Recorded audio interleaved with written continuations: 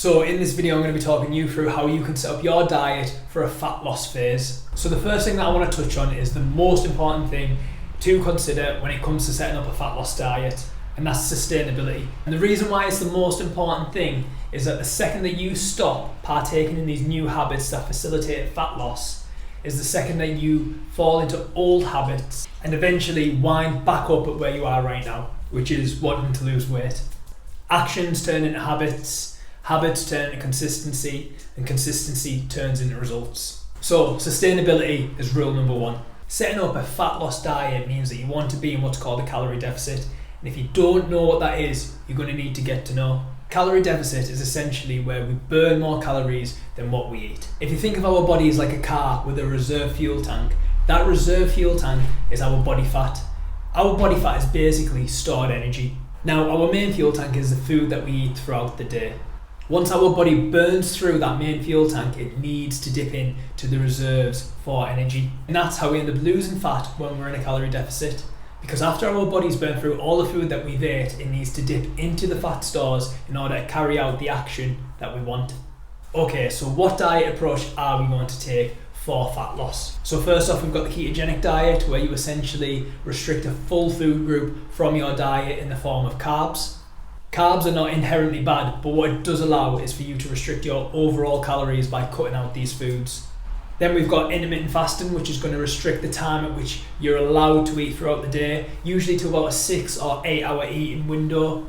And again, that's going to restrict the amount of calories that you can consume throughout the day, given the fact that you can only eat so much food within that kind of time frame. So whilst you can take on these approaches, and there are also other approaches as well, but these seem to be the two most popular ones at the moment. My preferred approach, and the approach that I recommend to clients, is a flexible dieting approach or a calorie counting approach.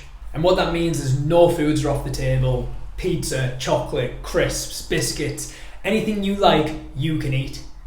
You just can't eat however much of it you'd like. Again, we can eat all of these things in moderation, and that's going to decrease our overall calorie consumption. So if you opt for a flexible dieting approach, the first thing you're going to want to do is find out what your maintenance calories are. Now, there are a number of different calculators out there on the internet, and a lot of them have different equations or formulas for working out what your maintenance calories are. What's important to recognise is that these calculators are only estimations for your daily energy expenditure. The only real way to know for sure is to track your calories and record your weight. If there are no changes in your weight, then the total daily calories that you've been averaging is probably around your maintenance. But calculators can be a good tool to kind of give you a sense of how many calories you should be eating a day. I myself have a calorie calculator tool that you can find on my website. Okay, so now that we've got a rough idea of your maintenance calories, meaning how many calories you consume within a day and not change weight, we want to find out how many calories you should be consuming to lose weight. Now, there are a few things to consider here. How much weight have we got to lose? If we have got a lot of weight to lose, we can afford to put ourselves in a more aggressive deficit. However, with an aggressive deficit, what this can do is ramp up the body's self-defense system, making us more hungry, more fatigued, and a lot moodier too. So what I like to recommend is somewhere around the 15% mark, meaning if your maintenance calories were around 2,000 calories, to eat in a deficit, you want to be eating around 1,700 calories. I would say that that's enough of a deficit to be able to see results week on week without throwing the body into self-defense mode. Okay, so we've got our total number of calories that we're going to be eating each day for a calorie deficit. And we can use these calories for whatever food we like, right? Well, just because you can doesn't mean you should. Yes, if your calorie deficit is 1,700 calories and you use all those calories up on chocolate, pizza, crisps, sweets, whatever it may be, you will lose weight. However, from the foods that I've just mentioned there, that's a diet that's seriously void of protein. Which brings me on to my next point. How much protein should we be eating? You see, I like to think of our calorie goal as our income that we get each month. And the pizza, chocolate, sweets, crisps, they're all our social events, buying new clothes, going on holiday, all these things that we love to do. I'm sure you'd agree you can't spend all your money on all these things, even though we'd like to. And that's because we've got rent or mortgage, energy costs, car insurance, mobile phone bills, all the bills that we don't like paying, which we need to pay. And that's the way that I like to look at my calorie goal.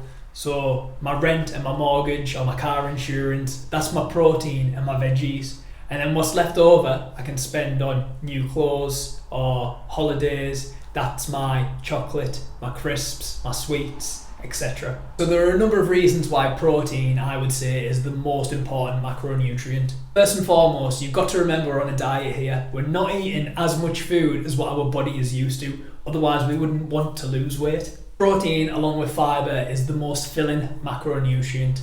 And I'm sure we'd all agree the last thing we want to be when on a diet is hungry. So get your protein in. Also, protein has a high thermic effect of food. And what that means is that it's actually harder for our bodies to digest protein, meaning we expend more energy, more calories on digesting the protein than we do any other macronutrient. And of course, that contributes to a higher total daily energy expenditure, allowing us to be in a deficit more easily. Finally, and probably most importantly, everybody knows from science at school that protein is used for muscle growth and repair. A high protein diet is going to allow us to preserve or even build muscle whilst in a calorie deficit. And that's important for a number of reasons. First and foremost, it's going to give us that toned, aesthetic look that you're probably after. Secondly, the more muscle mass we have, the higher our metabolic rate, meaning that it's going to be easier to stay within a calorie deficit. Now you know there are a number of reasons why we should be consuming a high protein diet. But how much is high protein? General guideline when in a calorie deficit should be around 2.2 to 2.4 grams per kilogram of lean body mass. Okay, so I think we've just about considered everything we need to for our fat loss diet. However, I want to touch just a little bit on exercise as well. See, we can split exercise into two categories: resistance training and cardio. Now, even though we burn more calories doing cardio than we do resistance training, and therefore pushing us further into a calorie deficit, that might not necessarily make it the smartest exercise to do in a fat loss phase. I like to think of cardio as a short-term investment in our fat loss, whereas I like to think of resistance training or lifting weights as a long-term investment. As I touched on when talking about protein intake, it's important to try at least preserve or even build muscle when in a fat loss phase for the toned look and a higher metabolic rate. Again, resistance training is going to allow us to hold on to that precious muscle. And I think that brings us back around to my first point, which is sustainability. We've got to have a long-term mindset when setting up a fat loss diet. If your actions are short-lived, then so are your results. Okay, so I think I've just about covered everything there. If you have any questions, as always, drop them in the comment section. I'll be more than happy to answer them.